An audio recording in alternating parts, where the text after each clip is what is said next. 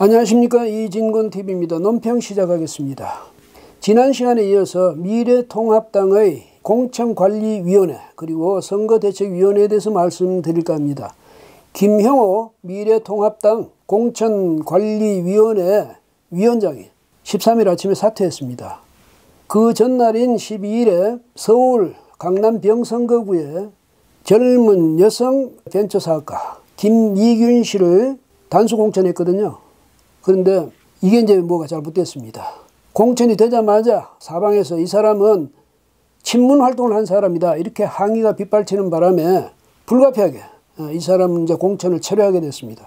그러니까 김 위원장이 그 책임을 지고 사퇴하겠다 이렇게 밝힌 겁니다. 사퇴의 변이 이렇습니다.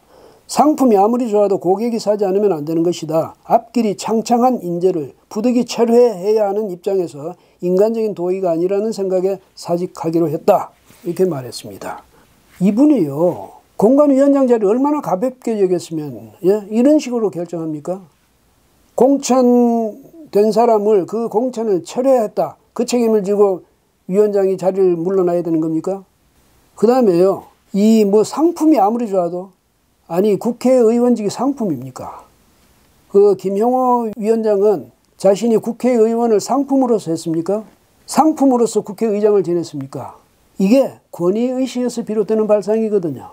그 다음에 앞길이 창창한 젊은 인재 이렇게 이야기했는데, 김 위원장이 좌절시킨 앞길이 창창한 인재는 이 사람뿐 아닙니다. 많습니다. 그 사람들 좌절시키면서 김 위원장 그 사람들한테 따뜻한 위로의 말을 한마디 한 적이 있습니까? 왜 유독 이 사람한테 대해서만 이렇게 자신이 직을 내놓을 정도로 이렇게 이 사람에 대해서 신경을 쓰는 겁니까? 그러니까 사천이라는 말이 나오죠. 물론 저는 아니라고 생각합니다만, 제가 지난 시간에 말씀드렸죠. 김형호 위원장은 사실 위원장 자리에 적격이 아니다. 상대적으로 고령이어서 참신성 이런 이미지를 주지 못하고 또 국회의장까지 지냈으니까 권위의식이 몸에 뱄을 것이다. 그래서 적격이 아니라고 말씀드렸습니다. 그 결과가 이렇게 나타나는 겁니다. 이 김 위원장은 그러면서 이제 사직하면서 앞으로는 이석연 부위원장을 중심으로 해서 공관위가 활동을 계속해 나갈 것이라고 이야기를 했습니다. 뭐 당연히 그래야 됩니다. 그런데 당 내에서는 이걸 기회로 삼아서 공관위를 다시 새로 구성하자, 시민 배심원단을 두자, 이런 이야기들이 나오기 시작했답니다. 그 사람들 중에는 자신이 공천에서 배제된 사람들도 있을 것이고, 또 자신이 특별히 챙기려 했던 사람이 공천에서 배제된 경우도 있겠죠. 그러니까 옳다, 이게 기회다 이래가지고 이참에 이제 새판 짜자 뭐 이렇게 할 사람들이 있을 겁니다. 그럼 그렇게 되면 어떻게 되겠습니까? 미래통합당 뭐 끝이죠. 총선 해보나 마나입니다. 지난 20대 총선 때 이 공천 그렇게 논란을 빚었으면서 또 그렇게 한다? 이러면 아예 당을 포기해야 될 판이죠. 뭐 황교안 대표가 그러지는 않을 겁니다. 그리고 이제 공관위원들 각자도요, 진지하게 한번 자기를 되돌아보는 그 자기 성찰을 하는 시간을 가질 필요가 있겠습니다.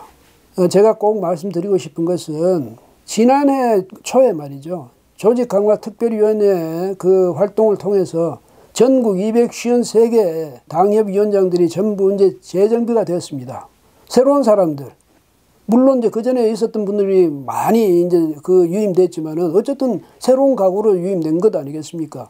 그리고 이제 특히 저희들이 젊은 사람들을 많이 의욕적으로 거기 뽑았습니다. 근데 그 사람들 중 많은 사람들이요, 경선의 기회조차 못 얻고 배제됐습니다. 아니 1년여 동안 당협을 맡아가지고 굳은 일 마다않고 열심히 당을 위해서 봉사하고 헌신하지 않았습니까? 그런 사람들을 말이죠, 언제 봤느냐는 듯이, 아주 잊어버렸다는 듯이 막상 공천대가 되니까 새 사람 갖다 꽂은 것 아닙니까? 외부에서 영입했다 이래가지고. 그럼 그 사람들은 뭡니까? 희생과 봉사, 그 사람들한테 그것만 요구하고 뭘 가지고 갚았습니까? 우선 공천 작업을 할 때는요, 당이 확보한 인재들, 이 사람들에 대해서 제1차적으로 고려를 해야죠. 그 다음에 이 사람 여기는 정말 적격자가 아니다 이렇게 생각될 때, 판단될 때, 그때 외부에서 수혈을 하는 겁니다. 그러면서도 현지 그 당협위원장을 맡아가지고 어쨌든 열심히 일했던 사람은 최소한 경선 기회라도 줘야죠. 그렇게 했습니까, 여러분? 저기 또 어디 한 지역인가 거기는 문재인 대통령 취임 때인가 무슨 당선 때인가 그때 축하 칼럼을 쓴 사람이 있답니다. 민변 변호사라는가요? 이 사람을 단수 공천했답니다. 뭘 생각하고 있는지 모르겠어요. 당의 정체성 같은 거 생각도 안 합니까? 당의 이념적 또 가치적 측면에서 그 정체성 지향하는 바가 뭔지 이거 생각 안 합니까? 이제 그리고 이 선대위원장 이야기도 좀 해야 되겠습니다. 김종인 선대위원장 카드 버려야 됩니다. 이분은요, 우리가 솔직히 말하자면 이제 민주당 안에서 효용 가치가 거의 이제 다 떨어져서 자기 발로 나오긴 했지만은 뭐 사실은요, 팽개쳐진 거죠.